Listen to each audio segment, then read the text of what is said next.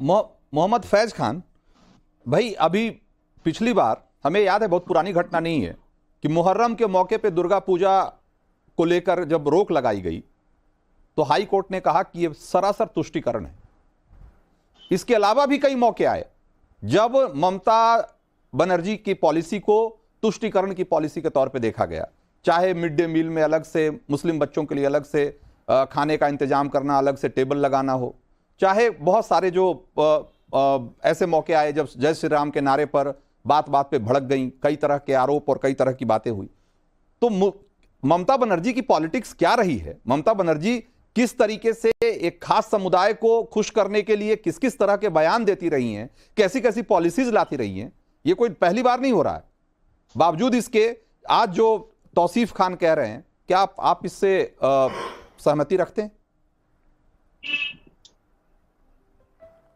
बिस्मिल्लाहिर्रहमानिर्रहीम। रब्बी श्रह ली सदरी व यस्सिर ली अमरी वहलुल उक़दतन मिन लिसानी यफ़क़हू क़ौली। देखिए रंजीत भैया, ममता बनर्जी की जो पॉलिसी है वो तथाकथित सेक्युलर दलों से अलग पॉलिसी नहीं है, और ये मुसलमानों के ख़िलाफ़ पॉलिसी है और हिंदुओं के ख़िलाफ़ पॉलिसी है और संविधान और इस देश के ख़िलाफ़ पॉलिसी है। इस्लाम कहता है ऐ मुसलमानों अल्लाह से डरो, और ये ममता बनर्जी कहती है ऐ मुसलमानों बीजेपी से डरो, मोदी से डरो, आरएसएस से डरो, हिंदुओं से डरो। ये मुसलमानों को खौफ बताकर उनका वोट लेना चाहती है, और खौफ भी किसका? अल्लाह का नहीं, मोदी का। तो ये मुसलमानों के एक तो ईमान में खलल पैदा कर रही है, और लोगों के मन में खौफ पैदा करके उन्हें डरा कर, धमका कर, लोभ और प्रलोभन देकर वोट लेना, ये संविधान के खिलाफ है, हमारे देश के कानून के खिलाफ है। ममता बनर्जी ये काम कर रही है। तुष्टीकरण करना किसी एक का वो गलत है। मुहर्रम का त्यौहार मनाने की छूट दी जाएगी, किंतु रामनवमी का त्यौहार नहीं मनाने दिया जाएगा। दुर्गा पूजा में दंगे करवा दिए जाएंगे। जो इनको वोट नहीं देगा चुन चुनकर उसके घरों को आग लगाया जाएगा।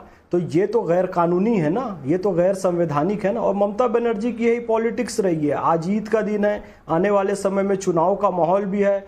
वही सियासत में ज़रूरी है, रवादारी समझता है, वो रोज़ा तो नहीं रखता पर अफ्तारी समझता है। तो ये रोज़ा भले ना रखे, ईद की नमाज भले ना पढ़ें, लेकिन टोपी लगाकर मुसलमानों के बीच ज़रूर जाते हैं, क्योंकि 5 साल मुसलमानों को इन्हें टोपी पहनाना होता है।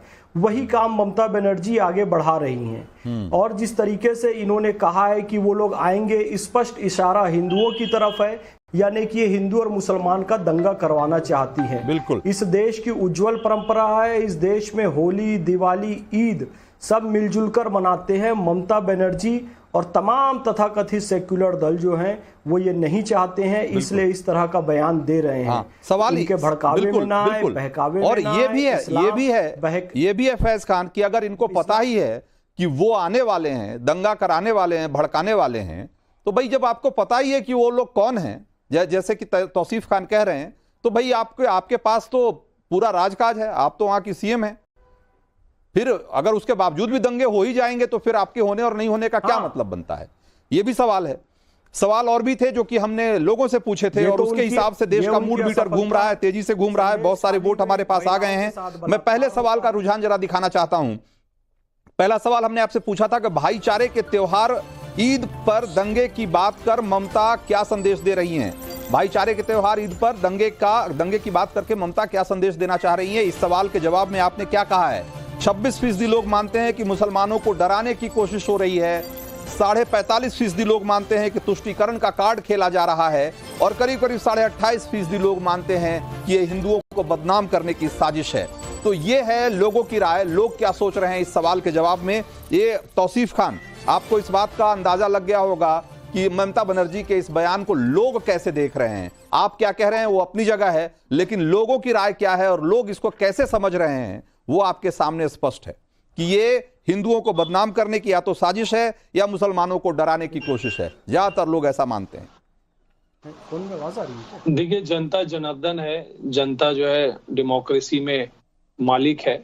जनता को सोचने का बिल्कुल हक है, और अपने सोच के बिना पे वो वोट देंगे, और जिसको भी वो वोट देंगे वही देश में शासन करेगा, इसमें तो कोई शक नहीं है।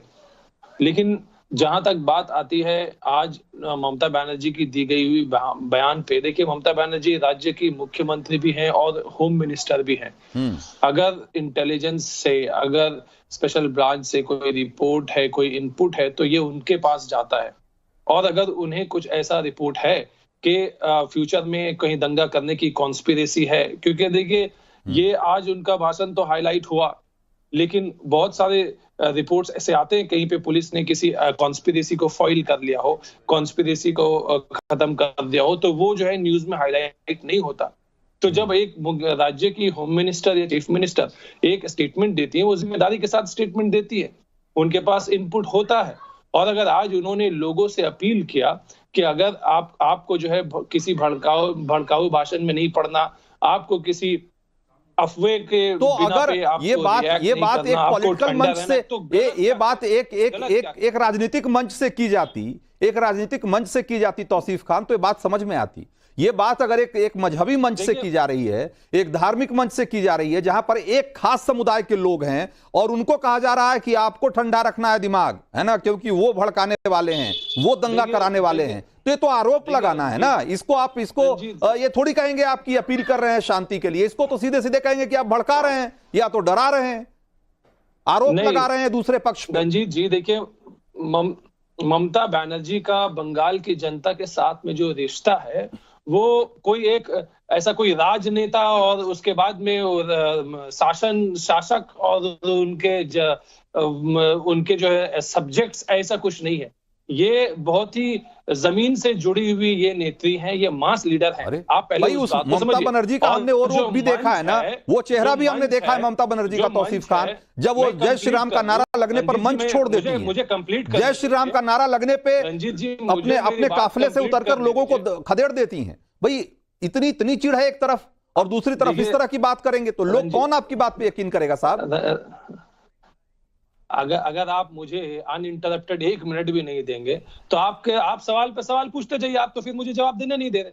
देखिए बंगाल में मैं हूं, बंगाल के लोगों से आप पूछिए, ये उत्तर प्रदेश में या फिर दिल्ली में बैठ के कोई अगर टिप्पणी करे तो उनकी मैं जानकारी के लिए कहता हूं कि आज का जो मंच था, वहां ममता बनर्जी हर साल जाती हैं, उन्हें इनविटेशन दे करके, जो ऑर्गेनाइजर्स हैं, वो ये रेड रोड पे ईद की नमाज होती है, वो उन्हें इनविटेशन दे करके उन्हें बुलाया जाता है। हर साल जाने पर कोई सवाल नहीं है ना, जाने पर कौन सा सवाल है तौसीफ खान? वहां जाकर जो बोला उस पर सवाल है, जो बोला उस पर सवाल है ना। गलत बोल दिया नहीं तो बीजेपी क्या चाहती कि दंगा हो जाए? बीजेपी को किस बात पे आपत्ति है?